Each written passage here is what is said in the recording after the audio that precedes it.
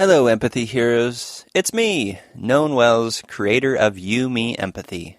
Today's chat, episode 1 of You, Me, Empathy, is with my friend, astounding writer, hashtag Friday Reads creator, and cradle feminist, Bethanne Patrick, in which we explore mental health stigma, what it is, why it persists, and how we can fight back against it. Thanks so much for taking this journey with us, and thanks for empathizing.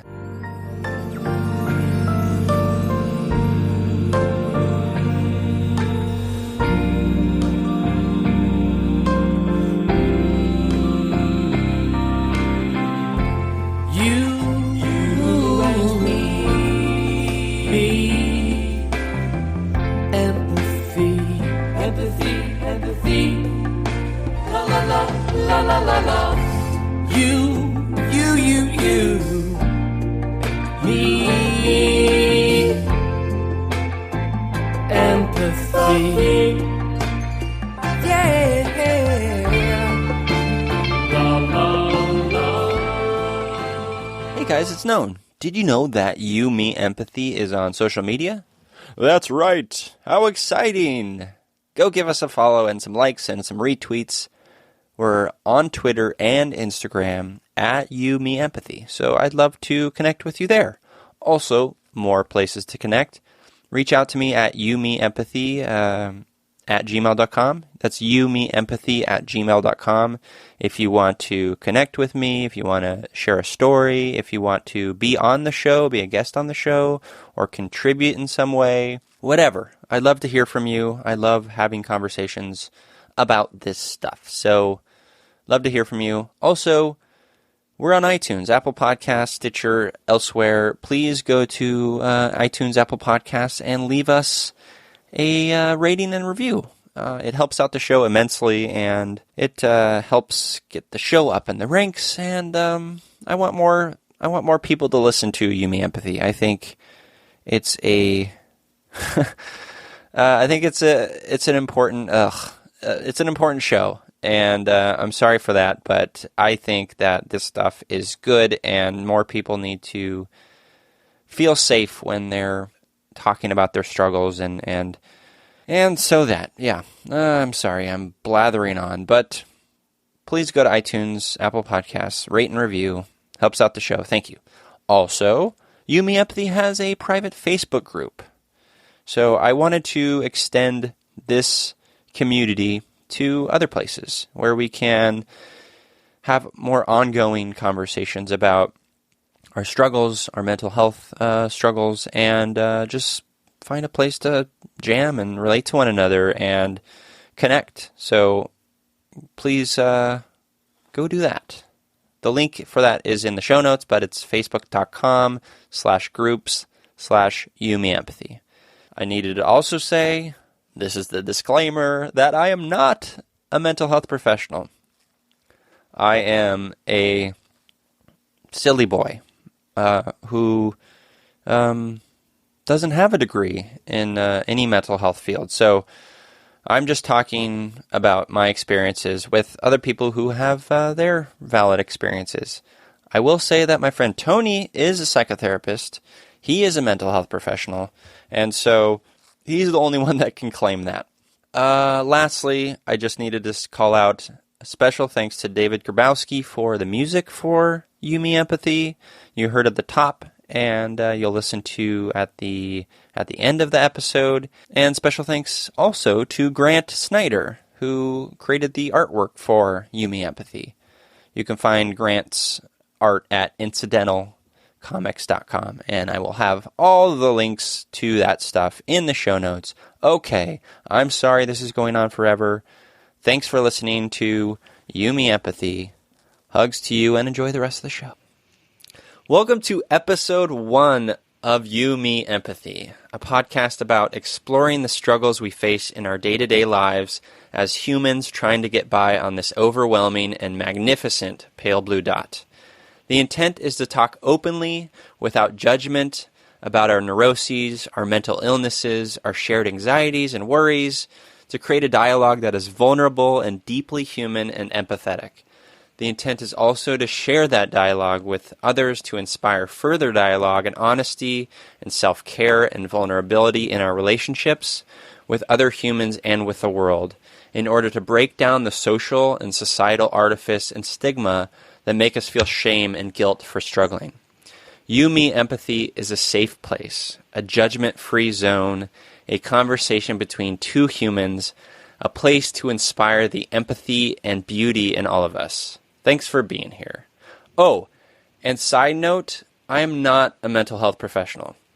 I am an everyday human like yourself with stories to embrace and share.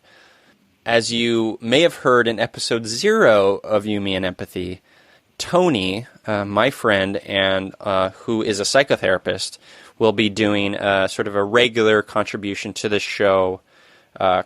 I'm sort of calling Tony time at this point, so that may change. Who knows? But he is the professional. He will be providing that sort of credibility in terms of mental health education. I can only speak to my experiences, and so yeah, that's the disclaimer. Okay. So if you haven't listened to episode 0 of You, Me, Empathy, I'd encourage that. In that intro episode, I explain in detail why this show is happening in the first place. And you get to meet Tony, a friend and psychotherapist who will be doing those regular segments on the show.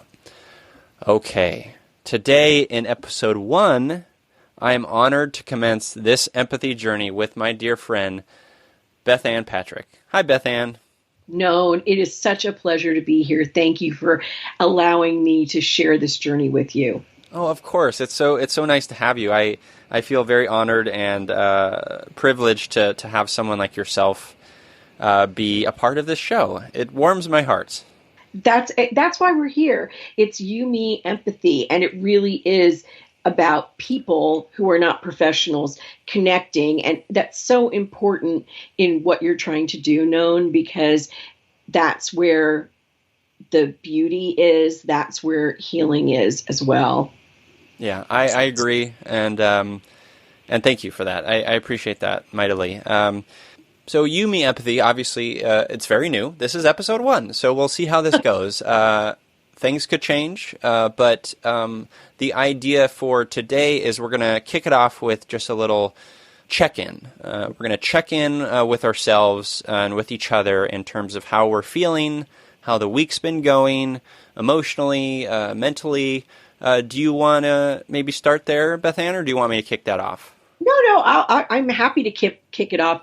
It's an interesting week. We're starting, since many of us sort of think of Sunday as the start, of the week. It's sort of the headliner of the week, if you will. We're starting this big week. It's Thanksgiving week. And here in the United States, we have a lot of pressure. Thanksgiving is joyful and joyous, and there are so many good things about it. I had a friend tell me last night, a friend who was born in a different country, and he said he loves Thanksgiving because it's so American. It doesn't have, gifts or anything around it. And so I know there's so many good things about Thanksgiving, but there's also a lot of stress, and the stress can affect our mental health.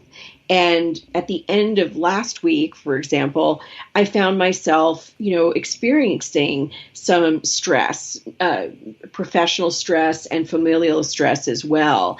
And, we come to today and I'm feeling really good, even though there is so much activity this week. I've got a daughter's birthday. I'm hosting Thanksgiving for my family. I'm cooking. I'm cleaning. I'm doing all of this. But I'm finding myself in a very good place. And I think that's due to what I've learned about self-care in the face of mental illness. So right now, I'm in an excellent place. And it doesn't mean that you necessarily are, however. I would love to hear that you were in a great place, Known, but how are you?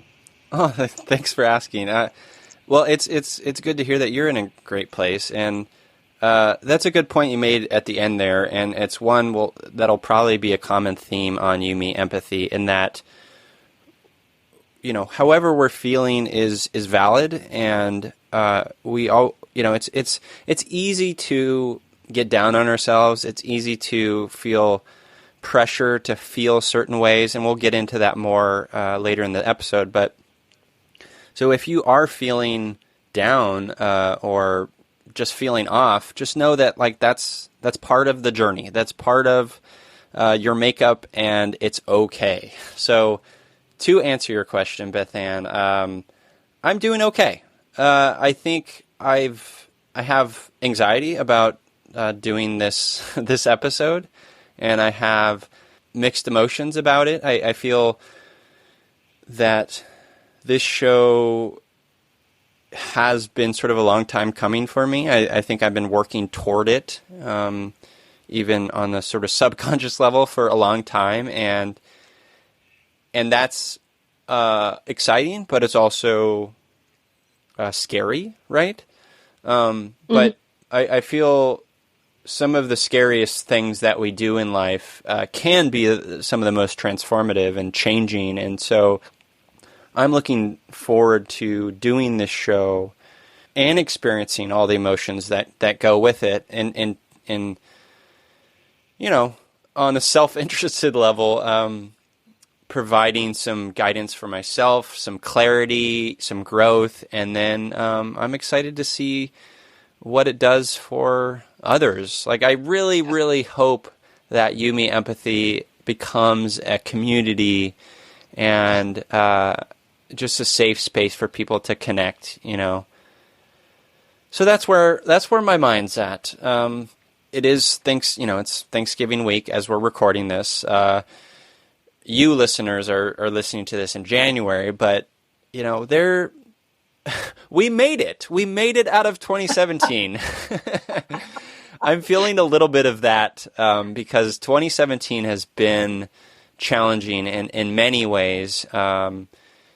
And here I am, a privileged white male, and I feel challenged by it. I can't imagine women or people of color or people of different socioeconomic status, how difficult it has been for those individuals. And so my heart goes out to them, and so that's been a challenge. You know, I'm rambling, but I will just say this one last point. Like, one thing I've mentioned before on my other podcast, Joy Sandwich, is feeling a little bit overwhelmed with what to do, like how to help, right?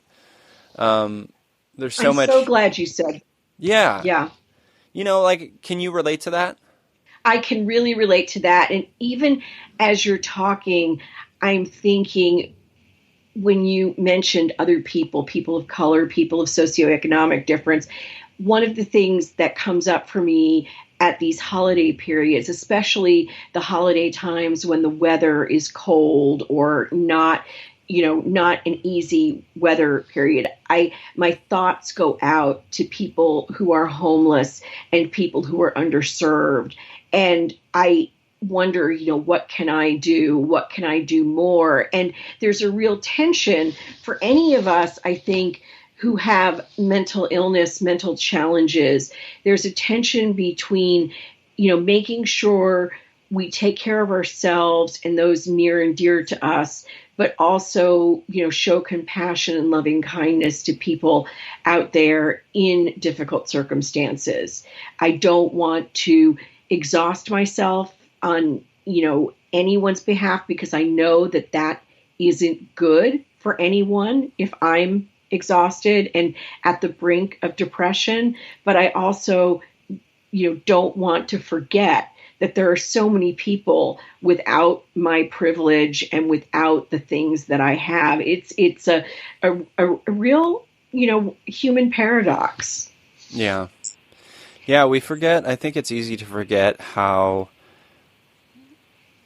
just the state of privilege that I experience and benefit from, and especially as it pertains to mental health and the support structures in place for people dealing with mental health, and maybe even like cultural differences for people dealing with mental health. I know that there are different cultures react and experience mental health differently, And in some ways, some are a bit more open and progressive about it, and some cultures aren't. And that's heartbreaking to think that someone could be experiencing a trauma or going through something of a mental health nature and not having any support. Like, that is heartbreaking, and it's why,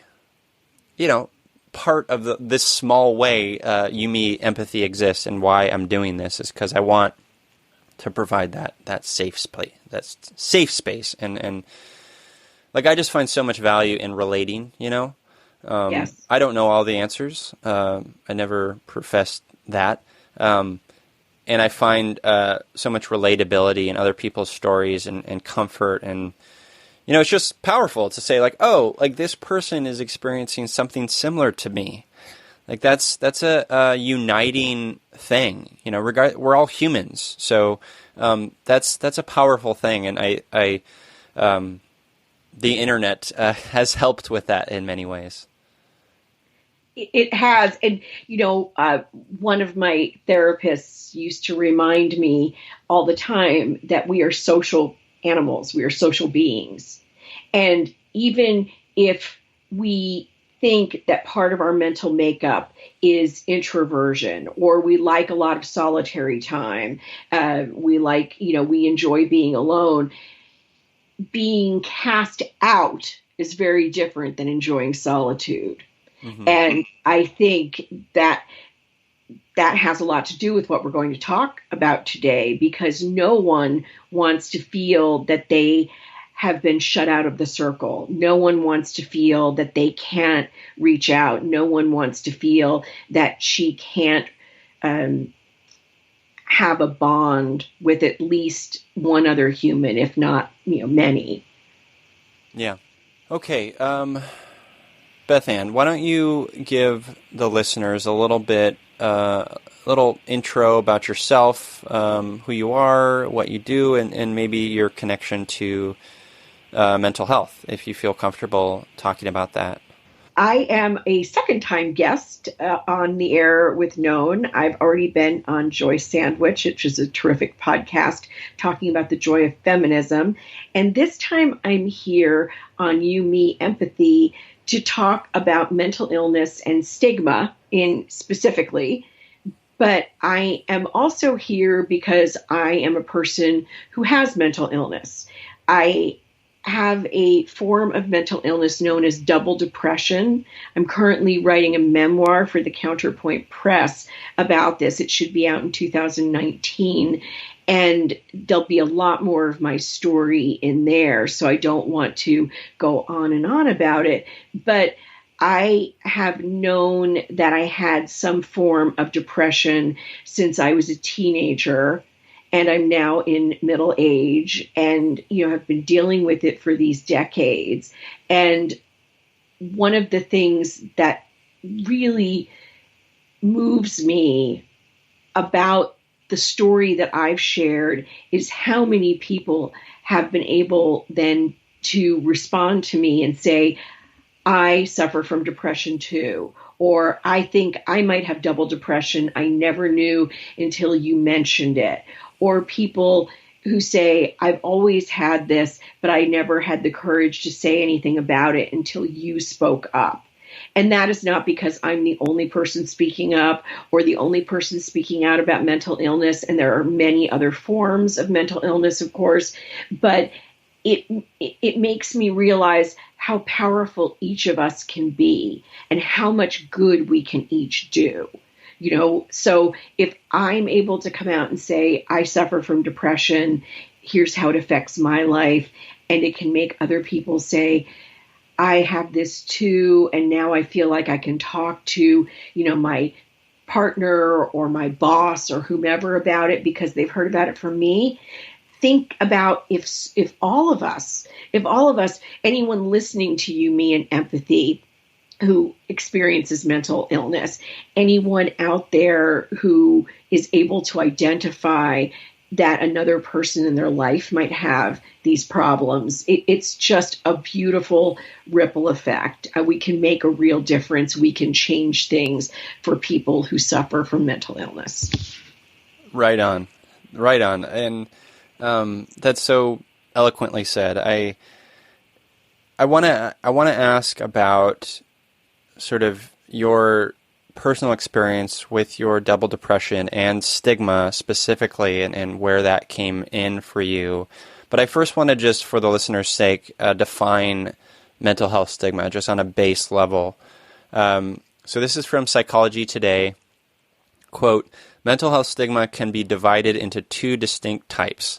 Social stigma is characterized by prejudicial attitudes and discriminating behavior directed toward individuals with mental health problems as a result of the psychiatric label they have been given.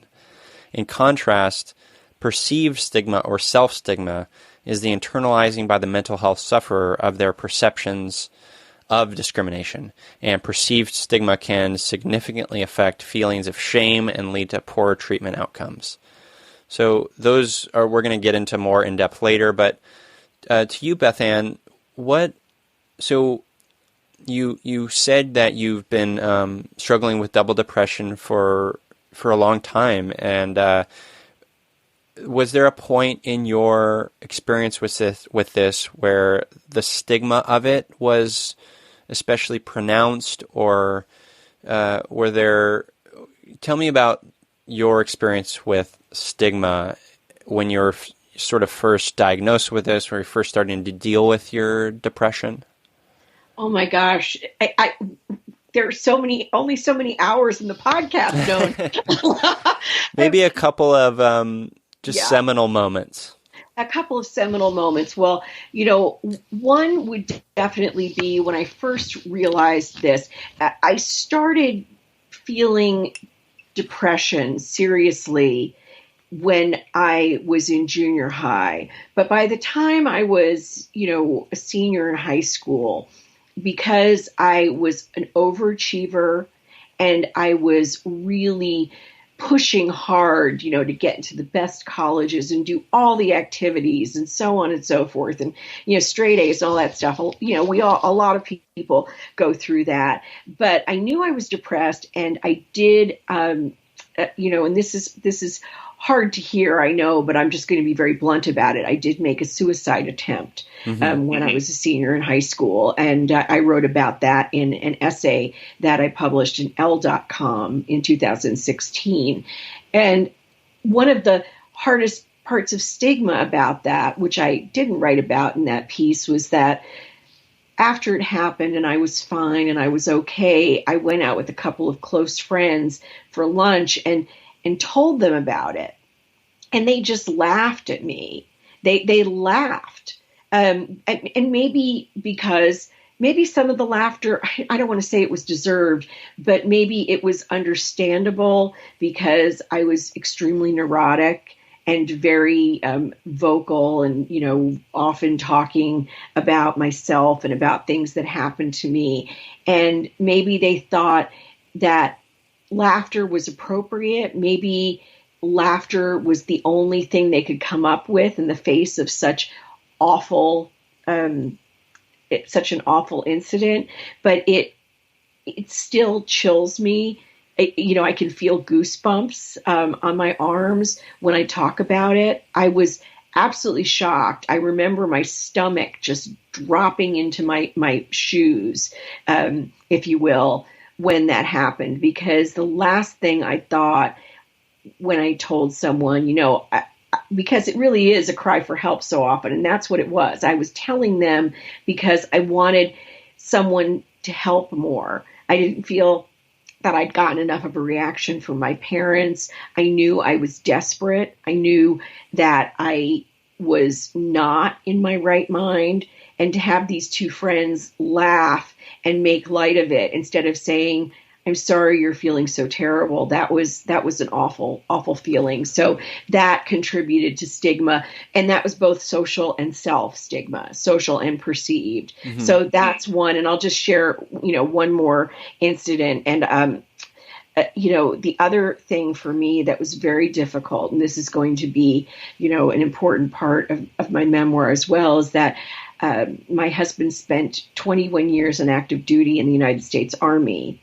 And as a military spouse, I keenly felt the stigma. And it's part of the reason that I think I didn't seek better treatment for my illness for so long, because I was terrified that if I did go and try to get help, that it would go literally. I know we use this phrase ironically all the time, but I was afraid it would go on my husband's permanent record and that it would affect his promotions and his career advancement. Wow. Yeah. I'm sorry. The story you were telling about when you brought that up, you brought your suicide attempt up to your friends. You made me well up. I have lots of feelings about that, and you made me think about very similar experiences I've had in that regard. That I'm sorry you had to go through that. I think there's a lot of things at work there, and one of them, the thing that immediately came to mind is, and you kind of spoke to it, they didn't know how to react, right? They don't have the tools, the communication tools, the mental, emotional tools to fully take that in and understand it and really engage with it in a way that needs to happen. And I feel like that is stigma, right? That is a product of stigma. I'm just sorry you had to go through that. When I was going through my eating disorder in my late teens and early 20s, and I almost died, and I was sort of trying to, on the path to getting better, and I didn't really know what that looked like, but there was a point where someone had said, and anyone with mental illness has experienced this in some way or another, someone had said to me, just go eat a sandwich. Oh. And to this day, it sticks with me because it perfectly represents the ignorance, it wasn't malicious. It was how, they could have been uncomfortable with my physical situation. They didn't know what to say. They didn't have the tools, so we'll talk about that a bit more, but it's very similar to the sort of the commentary that you hear a lot is with people with mental illness is just get better. Just snap out of it, right? You hear that? Yeah, go ahead. I was going to say, I'm so sorry you had to go through that, Noan, because people do, it's kind of like when people say awful things about, a woman loses a child, maybe through miscarriage or a stillbirth, and people say awful things like it's God's will, or, you'll have another baby. There are these situations in our human existence that give us great discomfort, and we don't know how to get through to the other person. We don't have as you said, the tools. That's an excellent phrase to use. We don't have the tools to break through, and really all we need to do is say, I'm sorry, and allow silence. Really, that's all we need to do, but it's so difficult. And when people can't do that, or when the situation won't allow for it, these things occur that are they're so awkward. And as you said, the person who said to you, just go eat a sandwich, wasn't trying to be malicious. Someone who says to me, it's so hard to talk about, but one of the worst things that happened to me was after a later suicide attempt, and I hadn't talked about it. I hadn't shared it with everyone. And I was speaking to another friend, and she said, just stop feeling sorry for yourself. Mm. And I thought, is that, it really hurt me. And I thought, she doesn't really know what I'm going through, so I'm going to give her, a pass. And then I thought, wait a minute. She doesn't know that I am in a deep, dark depression. She doesn't know that I have, made a suicide attempt. But is that an appropriate thing to say to anyone ever? Just stop feeling sorry for yourself? No. I don't think it is. And so one of the things we're talking about here today, is that if we can learn more about ending social stigma, especially around mental illness, then we can be more compassionate about other human experiences as well. Indeed, that's really what it comes down to, and we'll get into we'll toward the end of the episode. We'll talk about specific ways that we can sort of fight against that stigma. But ultimately, what it comes down to is compassion and empathy and being open to that stuff. Because you're right, you may not have the tools, but there are foundational interrelational tools like saying, oh, I'm sorry, or I'm sorry you're experiencing that, or I'm here for you.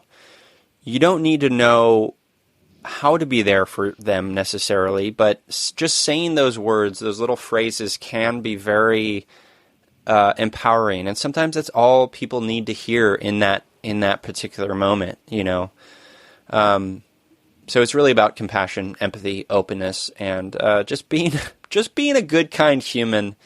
Yes, amen. Yeah. Let's talk a little bit about, before we get into some specific ways that we can sort of fight against stigma. Let's talk about how we've sort of perceived stigma in our own lives. Whether that's, I'm talking about in media, in characterizations of mental health in film and literature, just general prejudice we experience, familial stuff that, I can certainly speak to, social outcasting, misrepresentation. One of the things that I struggle with is the idea that someone experiencing mental illness is weak, is quote unquote weak, and they just need to be stronger.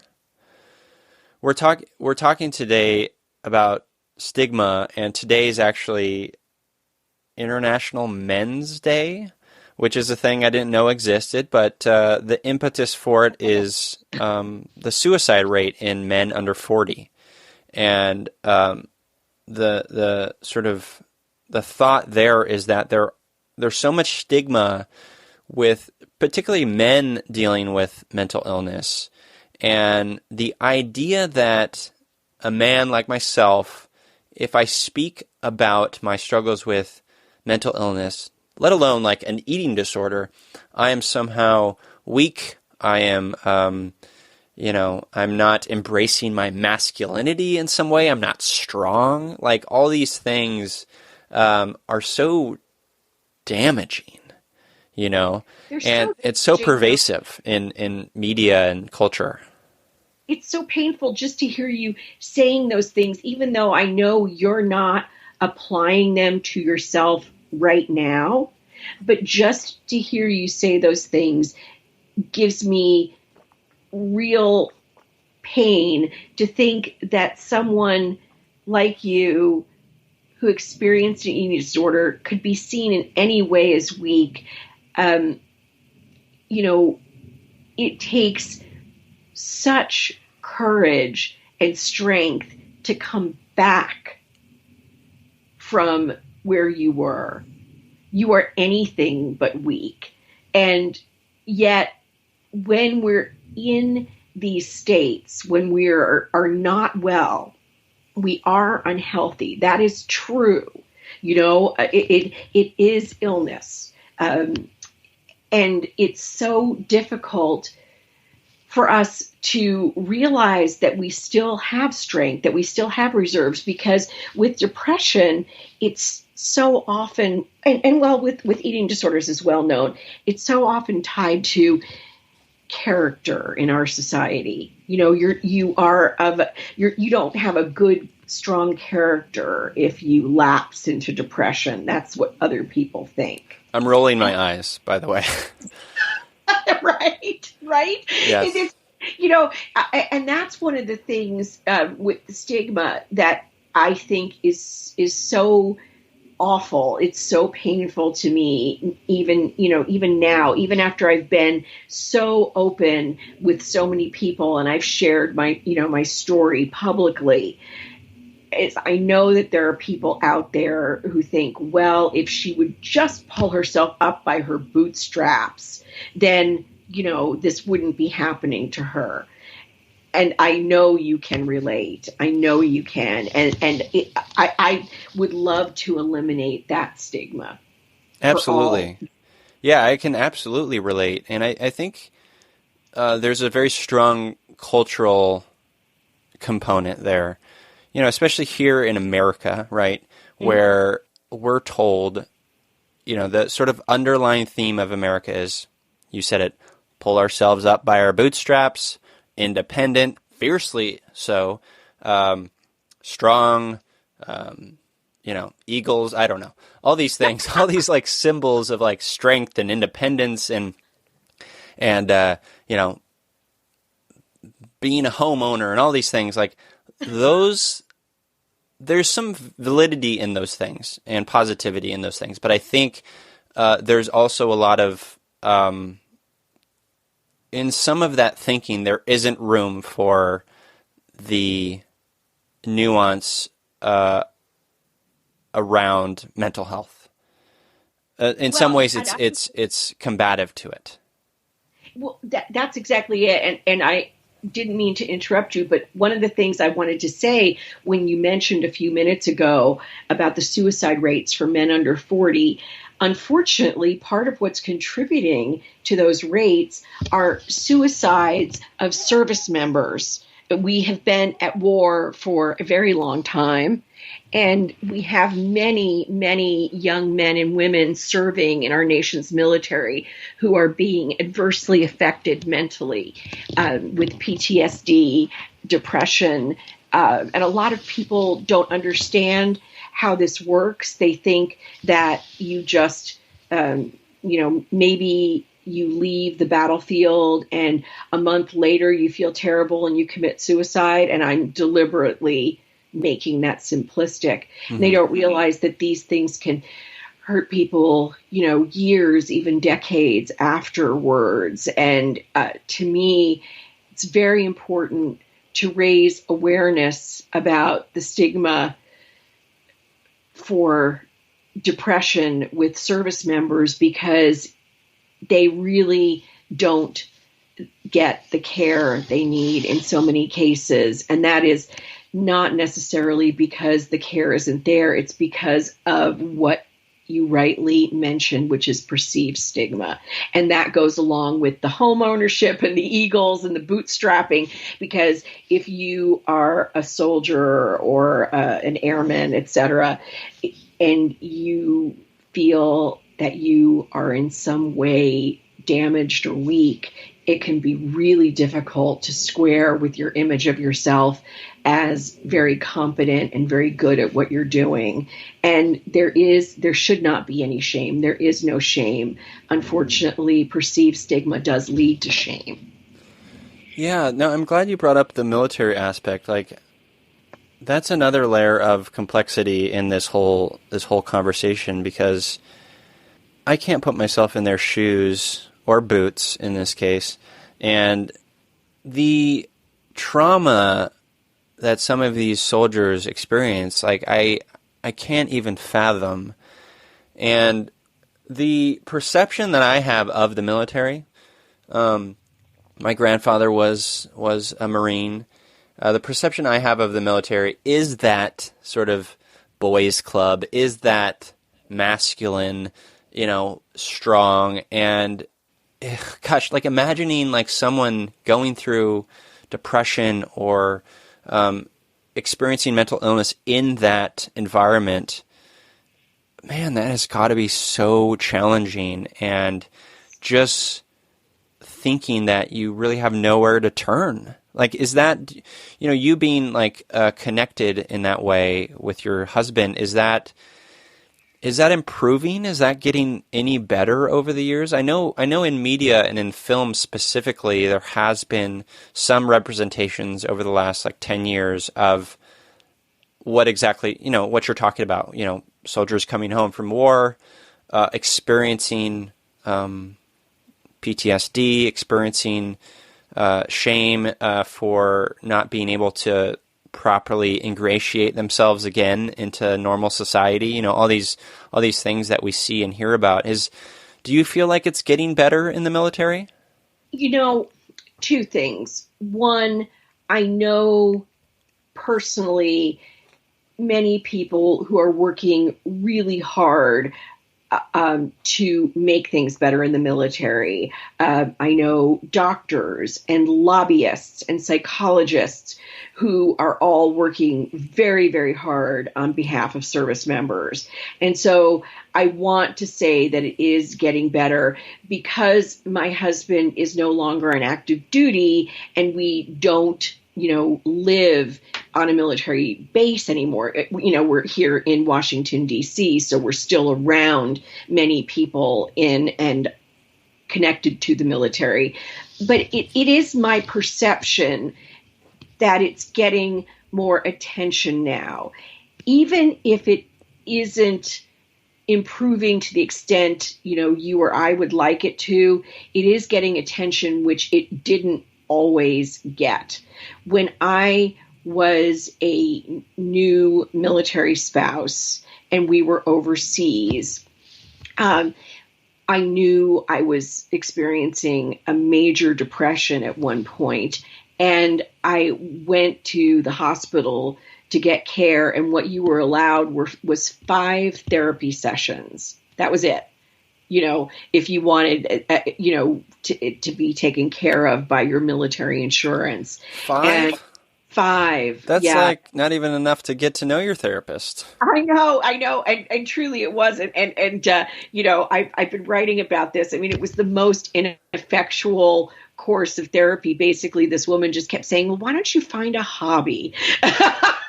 Wow. Yeah, so that is what it was, like 30 years ago. But now there are more protocols in place. And, protocols can be good, they can be bad. But at least the attention is being given, even if it's not always carried out in, the best way. At least, it's there. People are aware that this happens for both, service members here on the home front, those who are deployed, and also for families, for family members, spouses and children. There is awareness of this now, and people can speak about mental illness, and they can say things like depression and bipolar syndrome and PTSD without being sort of given the side eye, and shunted off to the quote unquote, crazy bin. And, again, words like that are so powerful. We're talking about stigma today. The way we talk about people. You mentioned movies a couple of minutes ago, and I know we were going to talk about stigma in terms of cultural references, which, where do we start? I mean, Mrs. Rochester and Jane Eyre, there's just so many out there flying around. Of course you'd mention Jane Eyre, you literary nerd. Exactly. I am always the book maven after all, but I just said flying around, and it made me think of the way we stigmatize, so many women as witches, witchy, because of things that may or may not have to do with mental illness. I am not listen, everyone out there, I'm not trying to say that witches are mentally ill. Okay. It's not, This but is a I think in our pro-witch podcast. that's right. It is a pro witch podcast and guest. But I think we often throw around terms like that. One of my favorite internet memes, you may have seen this, is one that says, "We are the granddaughters of the witches you didn't manage to burn." Oh, I haven't. I don't think I've seen this. I love that. I love that so much because, of course, going back and talking historically about mental illness, a lot of the women and men as well in medieval Europe and colonial America who were stigmatized as witches probably had some form of mental illness or another, challenge of some sort that led them to be called witchy rather than actually being practitioners of Wicca or magic and so on. Right. So the language matters. Language matters. Yeah, how we define it, how we perceive it, how we describe it. Yeah, all that matters. Yeah, I was thinking of the film. The one that sort of pops in my brain is The Hurt Locker. Oh, wow, yeah. And I felt like that was an effective movie, but I wasn't satisfied with sort of the post-war experience. And I obviously I'm haven't been in the military. I have people in my family who have.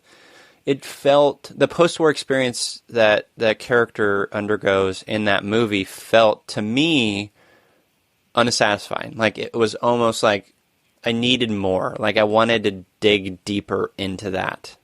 Mm-hmm. And perhaps that was the point of it. I'm not sure what the writer directors were intending there, but that's the sort of mental health in film sort of example that comes to mind for me. Did you see that one? I did, and I agree with you. And what comes up for me immediately is that, and this is a whole other episode known, is so often the experience of mental illness, being in it and then being treated for it, feels really boring. And that doesn't mean that it is, but when you're in it, it can feel that way. And so I wondered, and I wonder with other movies as well, whether directors, screenwriters, producers think, oh, well, let's just gloss over this because that's not interesting. No one cares about that. No one cares about, trying to, integrate back into society, trying to, get to know your partner again after you've been through, something that has ripped your soul to pieces. And now you have to try and be tender again. I mean, these things, I think we've been afraid to portray them in popular media. We've been afraid to talk about them because the truth is they aren't actually boring, but they are extremely difficult to capture. Yeah, no, that's a good point. I think their perception maybe is that, okay, this isn't cinematic enough, right? Exactly. But I feel it's only not cinematic because they don't have, and by they, I mean the filmmakers, everyone involved in the film, doesn't have the tools, right? They don't have the tools to make it cinematic. I feel like if they had the language, if they had the understanding, if they had the conversations that we're having about mental illness, I feel like it could be cinematic.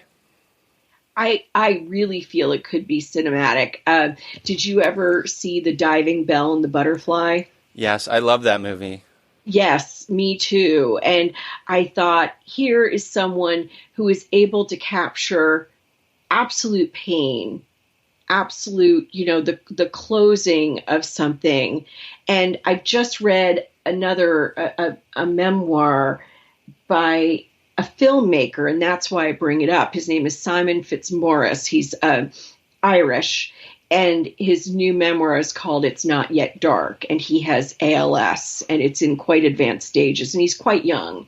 And it's a very powerful memoir, brief, as a fellow book critic and I always say about it, he wrote it with his eyeballs. It's an amazing feat. But he not only has to make every word count because it is taking so much out of him to write it, but because he is a director and a cinematographer, he looks at things differently. And so although ALS is not a mental illness, he does deal with anxiety and depression and, all kinds of stress in the course of this journey. And I would definitely recommend it to other people. But in light of what we were just talking about, I would say, oh, yes, there is a way to portray this. It doesn't have to simply be, this is too hard, this is too evanescent, let's not bother. Bothering can be something that helps to lift the stigma. That's what's so incredible about media, when people do care enough to take the time. Right now, I'm watching two different shows. One is Mindhunter. Are you watching that? I watched the first episode, yeah. Oh, you have to go through. You have to keep going. The first episode, so Mindhunter, and then Alias Grace, which is the new adaptation of Margaret Atwood's novel. And both of them have to do with people trying to get inside other people's minds. So it's fascinating to watch them together. Because in Mindhunter, of course, you have this FBI agent in behavioral sciences trying to get inside the minds of serial killers. And in Alias Grace, you have a woman who's supposedly a murderess in the 19th century, and this doctor who is in this new field. I don't even know if they were calling it psychiatry then. And he's trying to get inside of her head to try and prove her innocence. And in both cases, the people trying to get inside other people's heads fail in all kinds of ways because they, that's the last frontier. That's what we've got. Wow, yeah, that sounds powerful, and I'll make sure to include all the references in link form in the show notes. For the listeners, I think the reason why we're talking about sort of representations of mental health in media is that it's one of the avenues with which we can learn and relate. So the better, Hollywood or writers do in representing mental health and mental illness, the better we can understand. Because yes, the more avenues we have to understanding it and talking about it and engaging with it, the better off we'll be ultimately. Let's talk about some ways that we can fight against stigma. The first one is, so I pulled a list from NAMI.org, the National Alliance on Mental Illness, a great organization. They had an article called 9 Ways to Fight Stigma, and I went through and sort of bolded each item and then wrote down a bunch of thoughts for each. But let's go down through each of them and just talk a little bit about them. The first one, first way to fight stigma is talking openly. And we've talked about that a lot already, and it's what we're doing now. Exactly. So I think this one is a must. We need to get this in. We need to normalize these conversations. Everyone has something that they struggle with. Like that's the human condition. We are humans, and sometimes it's tough. And even if you're not even if you don't have depression or anxiety or whatever you are struggling with is valid and important to you. And so talking about it helps you find a bit more perspective on it, helps you relate to others. It allows you to find some empathy from others. It's, why this podcast exists. And it's really the sort of starting point to ending stigma is talking openly about it.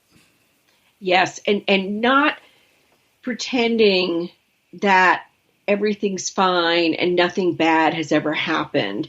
And the reason I want to underscore that point, Noan, is because in talking openly about it, it's very important for people to know about their family histories. And the only reason I was finally able to get the proper diagnosis for my illness and the proper treatment for it was through a psychiatrist taking an extensive family history. And as it happens, I have a ton of mental illness in my family history. But as it happens, I also have a lot of information about that. I also have people who have remembered things and are able to say this happened and that happened and so on and so forth.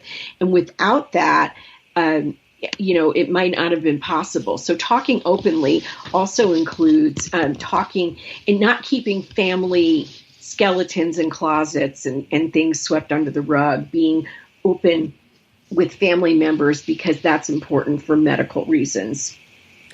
That's a super important point and an easy one to forget, right? Familial stuff can be tricky, as I know very well. And, let's be honest here, people.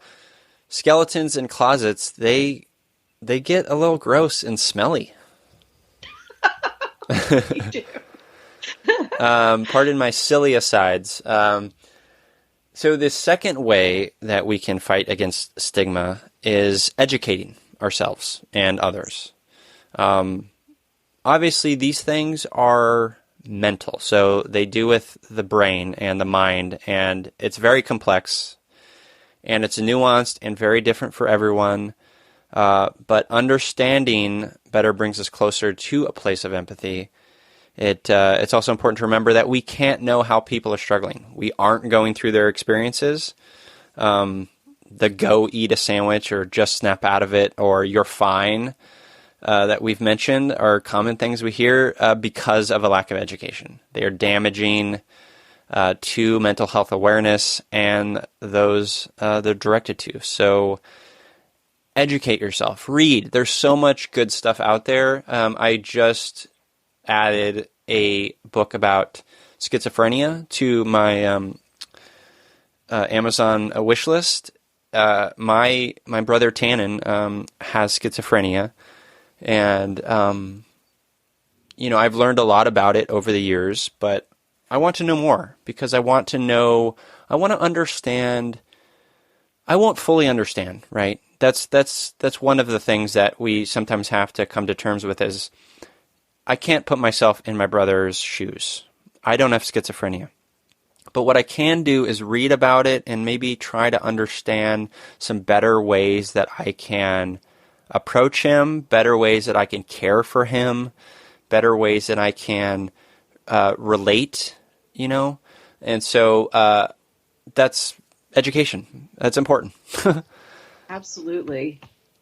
The other one, number 3, and we sort of talked about this a bit, be conscious of language. So we had mentioned crazy, loony bin. I always remember the scene in Stand By Me, and I always related to Teddy Duchamp, Corey Feldman's character in that scene where he's talking to, they just jumped over the fence, being chased by Chopper, the guy telling Chopper to sick balls, if you remember. And the owner of the junkyard, basically teasing Teddy and saying his dad is a loony up in Tokus. And, that obviously pains Teddy, and he reacts in a violent way to that. But those are the words that are damaging, and they don't progress the awareness of mental health. No, they don't. Thank you for saying that, Noan, because it doesn't help anyone. People sometimes think when they use terms like that they're being open, quote unquote. No, that's not being open. That's shutting things down. Here's a good word that is helpful. Human. Yes. I'll leave it there. Number 4 is encouraging equality between physical and mental illness. So this is another thing that we often forget. They're intrinsically linked. When I'm going through periods of like depression, and depression is something I have, my bones ache. I feel super exhausted. I can be not very fun to be around. I shut myself off from any sort of possible interaction with humans, and that affects my relationships. And so when I'm feeling these things, here's the thing. So here's what I'm trying to say. I lost my train of thought there for a second. Physical informs mental. Mental informs physical. Here's an analogy. Think of it like two buddies holding hands on a path.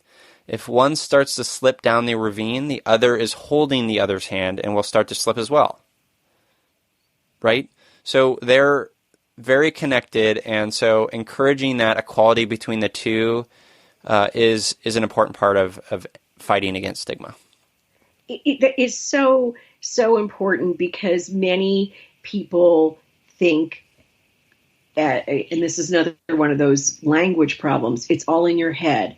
Yes, it's all in your head to the extent that mental illnesses are mental. They're diseases of our brain. They're diseases that affect us mentally. But that doesn't mean that they are not as serious as physical illnesses. It doesn't mean that they don't restrict us as much as physical illnesses. It's sort of like, this is the way I think of it, Known, when you have a cold, you have a cold, you need soup, you need tea. But if you say, I have allergies, people, just get better. And sometimes allergies are more limiting and more physically challenging than a cold can be. Allergies can be really hard on people, but I don't know what it is about the difference between the two, but, you have to realize that mental illness is just as debilitating as any form of physical illness. That's so fascinating that you mentioned the allergies versus cold thing, because I have terrible allergies, and it affects me in pretty powerful ways sometimes. And that's so fascinating that in our culture, we have the tools for colds. It's easy, like, we have soup, we have Vapor Rub or whatever it is, like we have the tools, and maybe we don't have the tools and compassion for us allergy sufferers.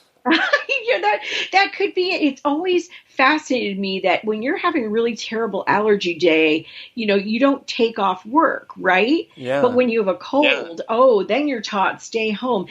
Maybe it's something about contagion, and allergies, aren't contagious. That is, talk about opening up a whole different topic about mental illness and people's fears about it. I don't mean to take up more than one episode's worth of time, but it is interesting. It's very interesting.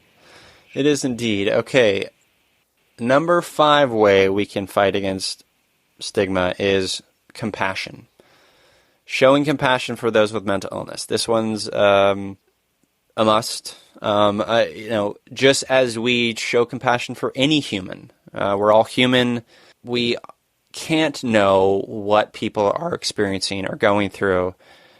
So that is an important factor. And then on top of that, the ways to know is to talk with them. If you turn out to be a murderer, then perhaps we have to have another conversation. But generally, everyone deserves compassion from the get-go.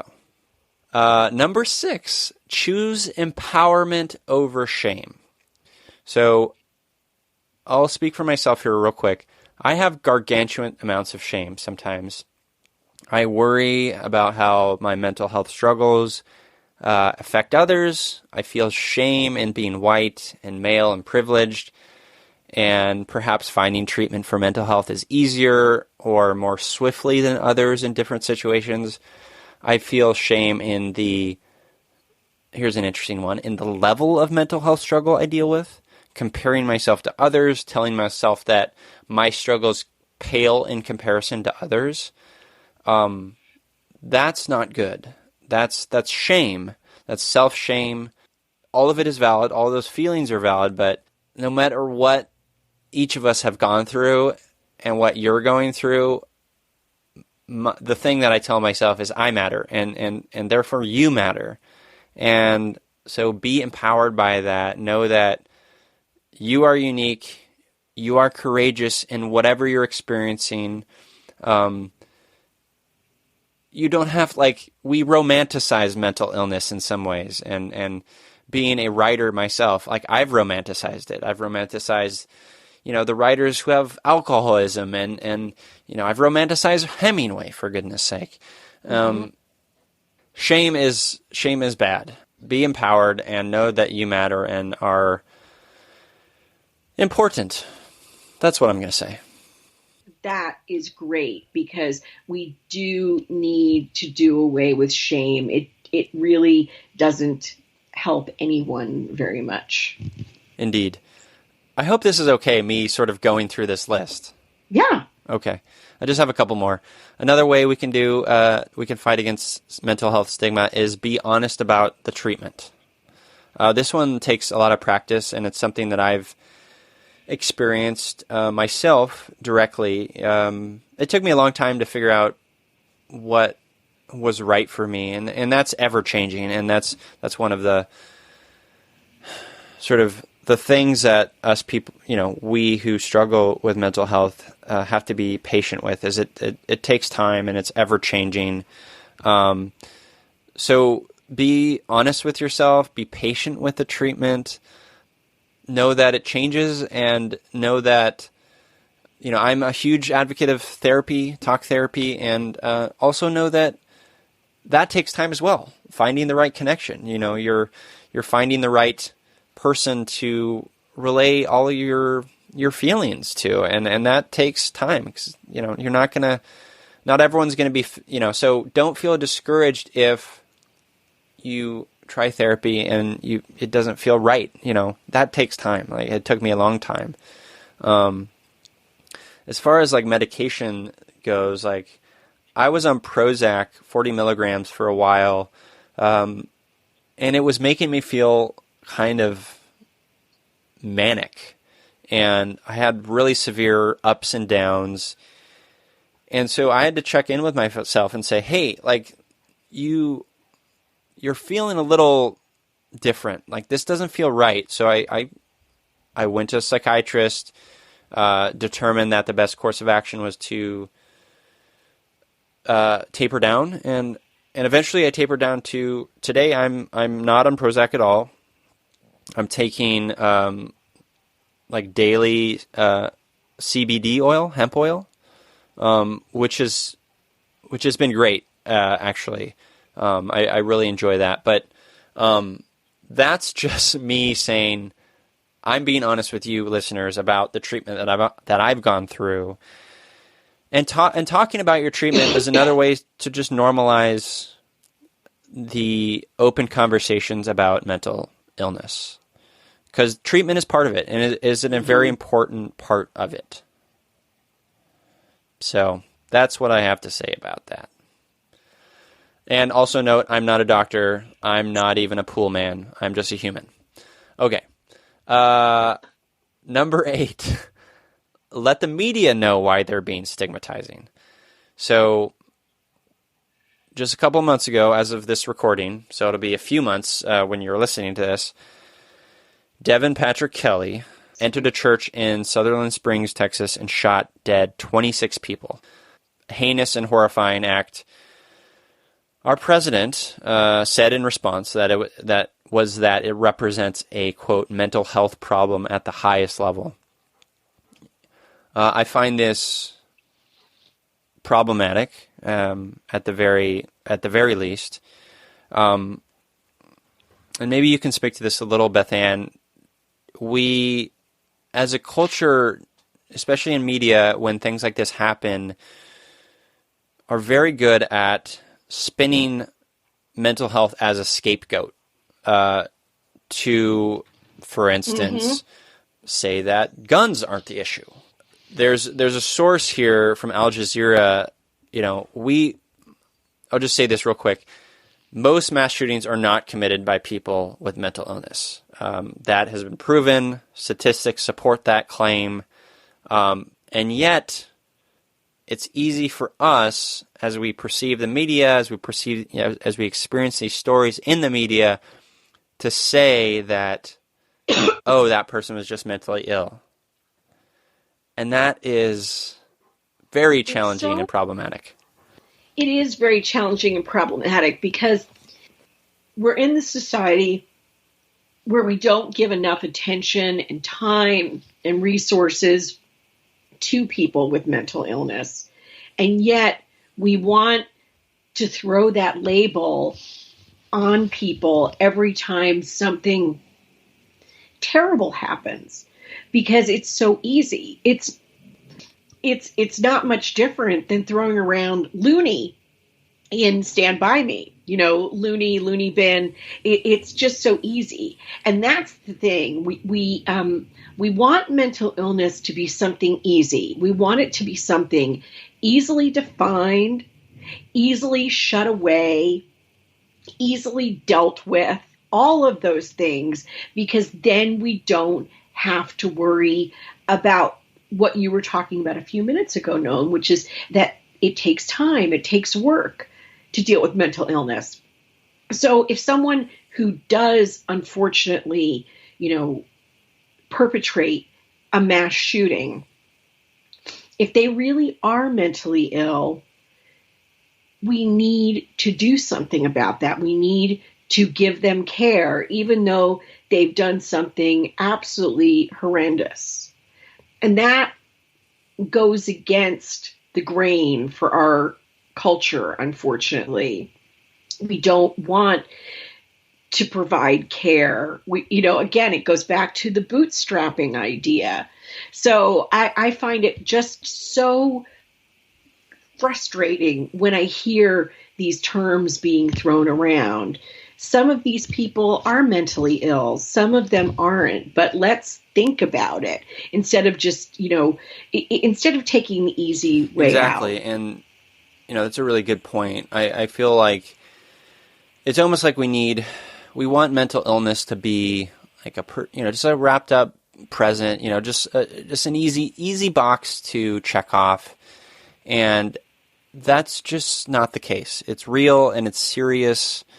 People like Harvey Weinstein and so many other sort of power-hungry dickbags, we use sort of like, oh, he's experiencing whatever mental health insert here to somehow like soften or like find pity for, in their vileness, no, don't do that. We don't like that's so upsetting to me, especially from someone who, speaking of the Harvey Weinsteins of the world, like someone who has a father who, frankly reminds me of Harvey Weinstein, very power hungry, very debasing toward people who aren't the same, as he is. Like that's just so damaging. So the way we can fight against that is to say no. Say, hey, call people out. Twitter is good about that. Like we can do a good job. Say, hey, no, like that we don't talk about it that way. We need to talk about it in this way. Mental health is not a scapegoat. Mental health is not a scapegoat. And as you pointed out several times in the course of our talk today, you are not a professional, neither am I. Tony is your friend and psychotherapist, Yeah. not your psychotherapist, but is a professional. And so I wouldn't presume to say, I don't know, maybe Harvey Weinstein is mentally ill. But the point that you're making is absolutely valid. Whether he is or isn't, don't use mental illness as a scapegoat. Don't just throw it out there because it makes it easier for you to deal with a situation, and as you said, these people who misuse power, it may be that they have a personality disorder, but that is separate. That is different. Yes, indeed. So the last one, the last way we can fight against mental health stigma is something you mentioned at the top of the show, Bethanne, is don't harbor self-stigma. This one's a challenge. We are, as humans, like the greatest self-sabotagers ever. We are always hardest on ourselves, and that does not change when it comes to mental health. So be kind to yourself. Check in with yourself. One of the great things that therapy has taught me is to be okay with whatever I'm experiencing. If I'm experiencing a period of time that is especially dark and challenging, is to be in it and don't allow myself to adopt some of the cultural stigmas and relational stigmas and experiences that I've had with people being stigmatizing toward me to influence my experiences. That's an excellent point. As I said at the top, self-care. And self-care does not necessarily mean, bonbons and bubble baths. Although if that's what works for you, go for it. Indeed. Self-care can mean knowing that you're going to have to sit with the dark for a bit. Self-care can mean, physical exercise. It can mean proper nutrition and hydration. It can mean making a therapy appointment. It can mean calling a friend and saying, we don't need to talk about much, but could you just be there for me for a few minutes?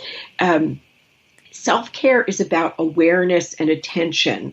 It isn't necessarily about, hedonism and wallowing, which is what people often think when they hear those words. Or maybe I'm projecting. No, I think absolutely. That's definitely something that happens. And I've been guilty of that myself in self-care. Like I've taken that in ways that might not be physically healthy or mentally healthy. So yes, self-care is so important, and self-love and knowing that you're a human, you have your struggles and they're valid, and we're all trying to do our best and be compassionate and kind and empathetic toward each other. Okay, so as we sort of start to wrap this up, I have this idea where a segment, short segment, you tell me, listeners, if this is, something you like or not. But the idea is called Empathy Heroes or Feelings Heroes. And Bethanne and I, the guest and I, will sort of briefly mention maybe some people in our lives, people we've experienced in media or other podcasters or authors who are doing what we're talking about to their degree, who are talking openly about mental health, talking openly about their feelings, who are doing the good stuff in terms of promoting mental health awareness. Do you have a couple people or anyone that you want to highlight, Bethanne? Oh gosh, the list could go on and on. First, I want to give huge props to my spouse and partner and best friend, my husband of 32 years this year, John, who has come from a place where he didn't know a great deal about mental illness and, how to be someone who would sometimes need to be a caregiver for a person with mental illness, but has absolutely, made the grade in every respect, and really understands how to destigmatize in so many ways. And it's been scary for him sometimes. So he's definitely my empathy hero. And when it comes to authors, because you mentioned them, and I am, so involved in the literary world, one of the things that's really interesting to me is, there are people who talk about their struggles, but I'm really interested in when I see mental health issues being beautifully portrayed on the page. And one author I'd have to call out for that in such a good way is Adam Hazlitt, who's a novelist, and Union Atlantic was the first novel he came out with, which is terrific. But his 2016 novel, and this is where Known has to edit because I can't remember if it's called After I'm Gone, but it is about the reverberations of mental health in a family and what happens after a suicide. That one is very powerful.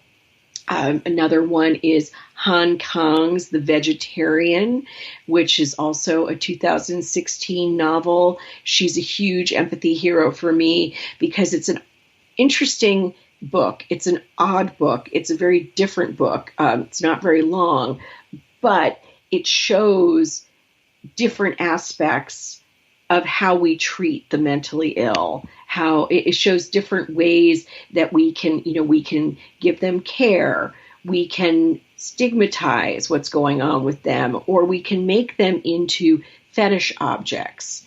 And clearly caregiving is the way to go. But it was one of the most powerful portrayals I've seen in literature of how the same person can be treated so differently by others.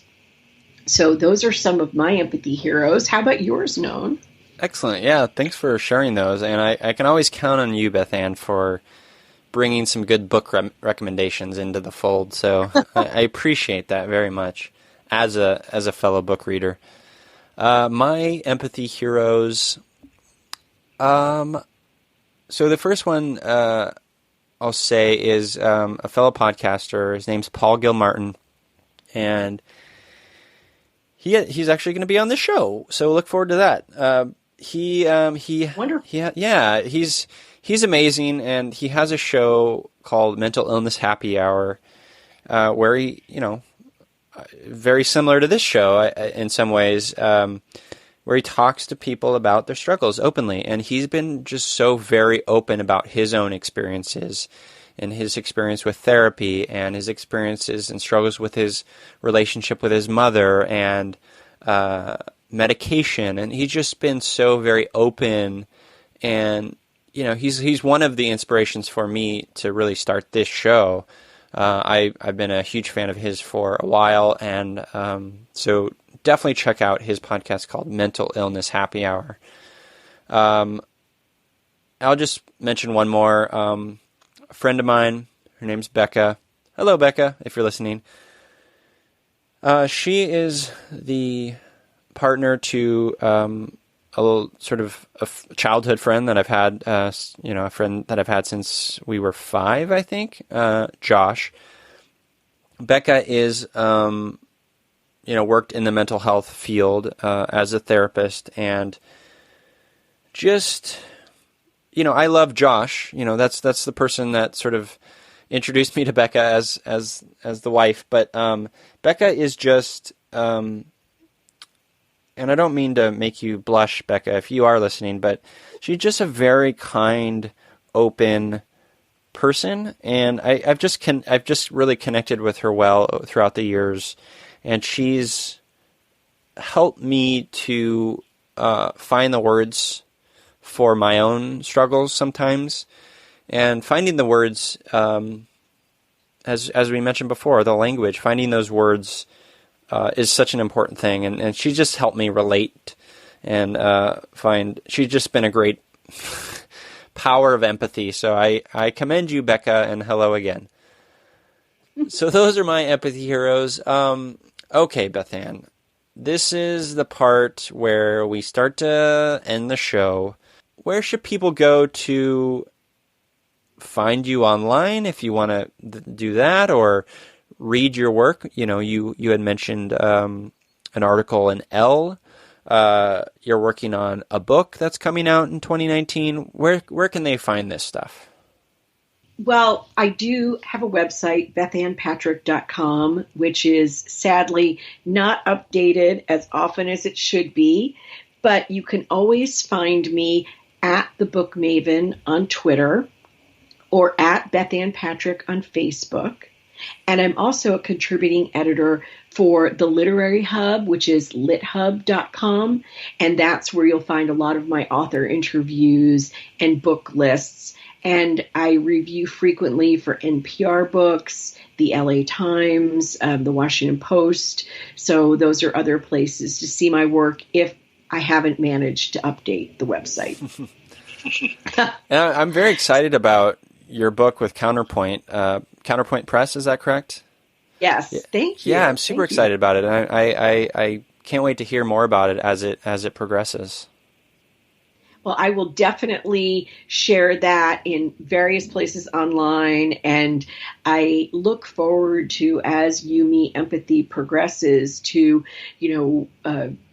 promoting it, coming back, whether it's for an episode or a little guest appearance, and really helping to share this, because I think it's such an important part of things for me, and I am already out there with this truth about my life and about my head, and I am not going back. So anything I can do. Oh, that's so, I appreciate that so much. And I was hoping you'd say that, because I do, running a show like this, just reaching out to people can be a challenge, and coordinating it all can be a challenge. And you saying that is very heartwarming, and it's what I want. It's what I want my guests, I want my listeners to all sort of be in this community together and connecting and engaging in ways that are meaningful to us. So thank you for that very much. Okay, listeners, maybe there's just a single listener at this point. Who knows? At this point, there's no website for You Me Empathy, but you can check out, I have a page on knownwells.com, and I have a Twitter and Instagram for You Me Empathy, twitter.com/YouMeEmpathy and instagram.com/YouMeEmpathy. Also, look out for next couple episodes. We're going to be talking about depression. We're going to talk about anxiety, bipolar disorder, with some of my sort of favorite humans in the world. So I'm really looking forward to that, and I hope you do too. Definitely listen to episode 0. And if you want a little bit more insight into my story, you can read that on Medium. It's called The Day I Stopped Eating, and I'll include a link in the show notes here.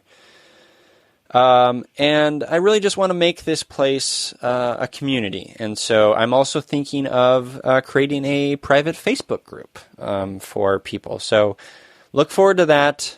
You can always reach me at youmeempathy@gmail.com. And okay, that's it. I will sign off with this. I'm here. You're here. We're here together on this wayward, overwhelming, awe-inspiring pale blue dot. We have each other. It's You, Me, Empathy. Thanks for listening, and thank you to Bethanne for guesting on the show. Okay. Bye.